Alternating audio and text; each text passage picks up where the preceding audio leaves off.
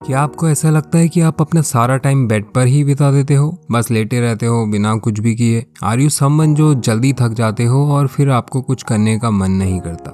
आप ऐसे बिहेवियर को कैसे लेबल करेंगे? Laziness, right? Well, there is a lot of overlap between laziness and burnout, और कई केसेस में इनको डिफरेंशिएट करना भी काफी मुश्किल हो जाता है। बर्नआउट एक ऐसा नेगेटिव स्टेट है जो हमें emotional, physical and mental exhaustion feel कराता है।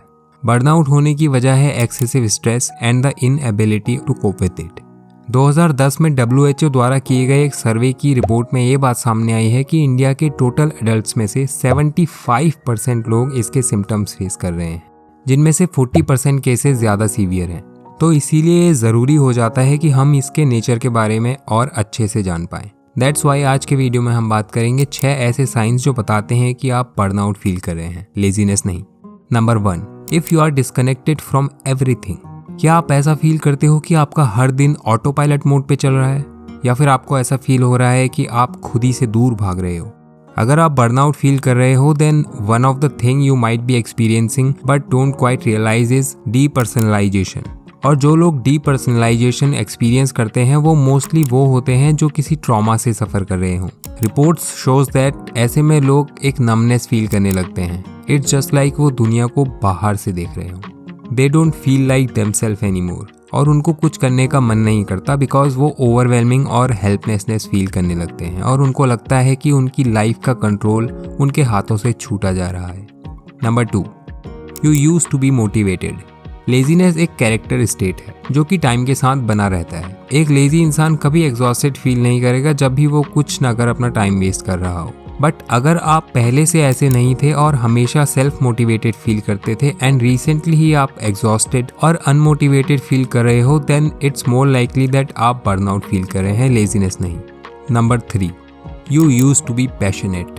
जो क्लियर डिफरेंस हैं उनके बीच जो बर्नआउट हो चुके हैं और जो लेजी हैं वो ये है कि जो बर्नआउट फील कर रहे हैं वो पहले जिन चीज़ों के लिए पैशनेट हुआ करते थे, अब उन चीज़ों के लिए उनका इंटरेस्ट और उनसे मिलने वाली खुशी कम हो चुकी है। भले ही वो आपका कोई टैलेंट हो, स्पोर्ट्स या फिर जनरली आपकी एकेडमिक या फिर प्रोफेशनल परफॉर्मेंस। बर्नआउट में उन चीज़ों को करना काफ़ी मुश्किल हो जाता है जिनके लिए पहले से आप पैशनेट फील करते थे। यहाँ तक कि ऐसे में आप खुद को हेट करना भी शुरू कर सकते हो बिकॉज आप जानते हो कि उस चीज़ के लिए आपने कितनी मेहनत करी थी और आपने अपना कितना वक्त दिया था। Number 4, you have become Moody and irritable. Do you suddenly find yourself easily irritated? या क्या आजकल आपके इमोशंस कंट्रोल नहीं हो पाते? मूडीनेस और इरिटेबिलिटी कॉमन साइंस हैं जब आप बर्नआउट से सफ़र कर रहे होते हैं। सो अगर आप सडनली अपने इमोशंस पे काबू नहीं कर पा रहे हैं, स्पेशली तब जब पहले आपके लिए करना आसान होता था, then most likely you are having a burnout. वहीं लेजी लोगों की बात करें तो वो इसके ऑपोजिट होते हैं बिकॉज वो अक्सर रिलैक्स्ड रहते हैं और इन चीज़ों से उनको कोई फर्क नहीं पड़ता। Number 5, you have neglected your self care. जब आप खुद की केयर करना छोड़ देते हो या सोशली खुद को अलग कर लेते हो, then it might be a big warning sign that आप इमोशनली या फिजिकली बर्नआउट का सामना कर रहे हो। और इससे ये होता है कि आपके ईटिंग या फिर स्लीपिंग पैटर्न पर नेगेटिव असर पड़ता है। आप खुद की ग्रूमिंग के लिए कोई एफर्ट नहीं करते और आप अकेले बिना कुछ किए अपना टाइम बिताना चाहते हैं बिकॉज आप इन आसान से कामों को करके भी एग्जॉस्टेड और टायर्ड फील करते हो। एंड लेजीनेस और बर्नआउट में यहाँ ये डिफरेंस हो जाता है कि आप पहले से ऐसे नहीं थे और अब हो चुके हो।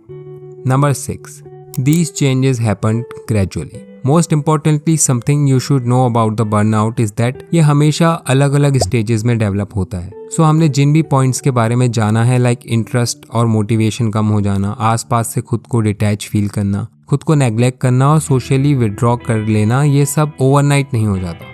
साइकोलॉजिस्ट डॉक्टर एल्बर्ट ब्लैक की स्टडी में ये सामने आया that there are 5 stages of burnout जो इसकी सीवियरिटी के साथ बढ़ता जाता है। और ये स्टेजेस हैं honeymoon phase, onset of stress, chronic stress, burnout and habitual burnout. Mostly जब लोग सेकंड स्टेज में होते हैं वो इसके सिम्टम्स एक्सपीरियंस करना स्टार्ट कर देते हैं। हालांकि इसमें स्ट्रेस मॉडरेट लेवल पे रहता है बट आपका इंटरेस्ट और मोटिवेशन कम होना शुरू हो जाता है। By the time you reach the final stage, burnout आपकी लाइफ में इतना बढ़ चुका होता है कि आप लगातार मेंटली और फिजिकली थका हुआ फील करने लग जाते हो, जिसकी वजह से आप में एंग्जाइटी और डिप्रेशन होने की संभावना भी काफी बढ़ जाती है। अगर आप बर्नआउट के सिम्टम्स अर्ली स्टेजेस में स्पॉट कर लेते हो तो इससे रिकवर होना आपके लिए ईजी हो जाता है। इसीलिए इसके बारे में ऐसे लोगों को अवेयर करना ज़रूरी है जो इसे बस लेजीनेस बोल के इग्नोर कर देते हैं। सो अगर आप या फिर आपका कोई भी क्लोज बर्नआउट से सफ़र कर रहा है, then please don't hesitate to reach out to a mental health care professional and talk about it. So if you found that video helpful, then